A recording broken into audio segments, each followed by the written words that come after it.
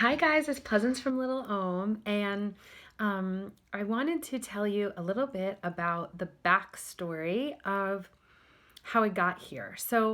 Um, I think that a lot of times we see people in their current work or their current careers, and we think, oh, that must have been really easy for them, or look at them having so much fun doing what they love to do. I wish I could do that. And one of the things that I teach a lot these days is that if I can do it, you can do it.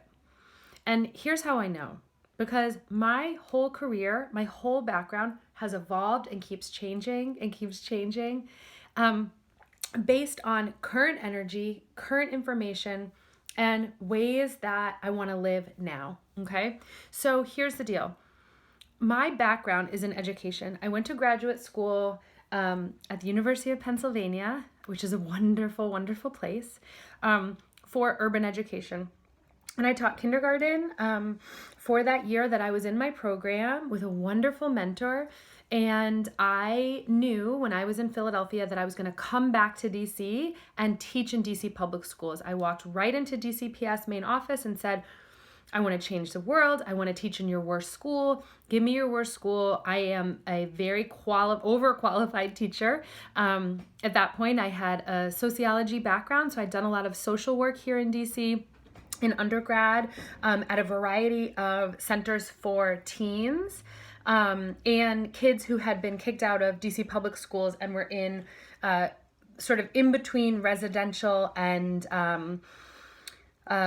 it's like a combination of education and social services. So I love people. I have always loved people. I've always loved working with people. I consider myself a sociologist at heart. So here I am graduating from grad school, walking into DCPS with a urban education degree from a very fancy school. DCPS did not care about the very fancy school. They just wanted a body in the classroom. They really needed help.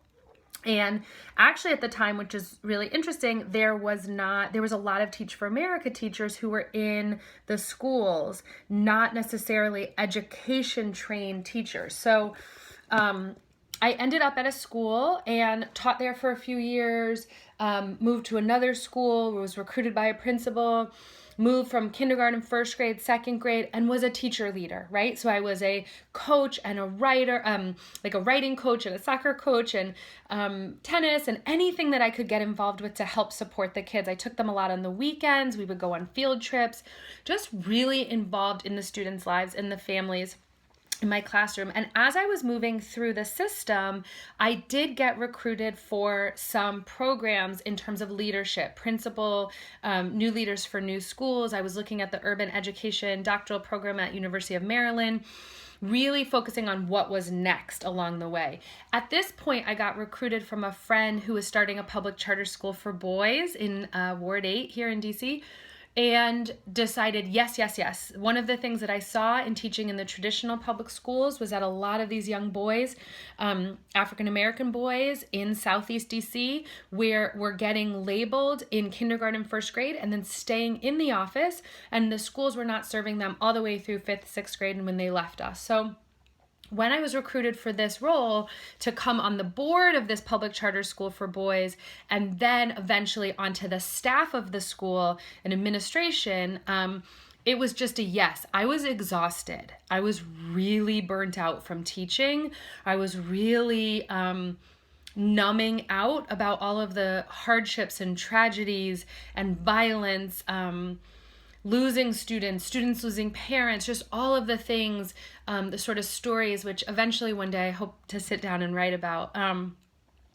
But I was really burnt out. And so when I decided to do a yoga teacher training, because I had started yoga the first year that I started teaching in DCPS in 2001, and decided, yes, I'm going to leave the traditional public schools and move to this charter school, be on the board, pursue my interest in yoga, and really help get this school going. Little did I know, we really couldn't find someone to be director of curriculum and development, which was the acting principal role. We didn't have a principal. We had a head of school who was out fundraising and doing all the things that heads of charter schools have to do, and mostly development, and decided that we really couldn't find anybody. And so I with a lot of fear and a lot of doubt, but a lot of excitement, took the role as this administrator. And remember going into it already feeling burnt out. And so I went in, I was 28 and just gotten married the year before, and decided, yes, I was going to do it. I was going to go all in. I was there all the time. I did my best. Oh, I loved those boys. I love them so much. And in April of that year, in 2007, we had a shooting at the school and a staff member was killed. And that was a turning point.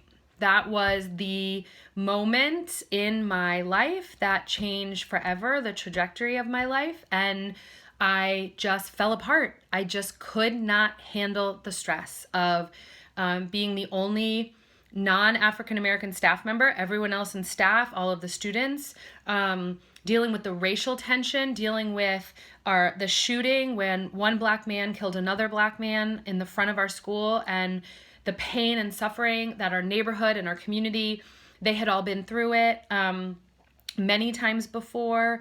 It just was too much. I was in over my head. And I had told the board at that time, we don't feel safe. I can't support my staff and my students because they don't feel safe in this building. And the board's response at the time was very much, well, maybe we can add it into the budget next year. And I just could not continue. I just had to give up. And so I left school when there were 6 weeks of school left, and broke down. I mean, I really didn't know what was next. I didn't know what I was going to do. And that is when all of these things happened in a very short period of time. Was teaching yoga already in the schools that I worked at, but then starting to pick up some jobs on the weekends and on the summers when I was off in other places for studios. I read The Secret. I applied for a job when I left teaching. I applied for a job at a brand new company called Lululemon, and they needed a community organizer, someone who would go around to studios and take classes and meet studio owners and meet teachers and learn about them. So I applied for that job. I read The Secret. I left DCPS and the charter schools, and I got pregnant with my daughter, all within 3-4 months. And I really went through a period of transformation, grief, loss. I have so many journals from that period of letting go of my identity, not having any idea what was next, what was going to happen. This was 2007, and then my daughter was born in 2008. And during that year of pregnancy is when I really fell in love with the idea of family yoga, pregnancy and yoga. I had a wonderful pregnancy with her. I felt so vibrant and alive and abundant, and I wanted to share that with everyone.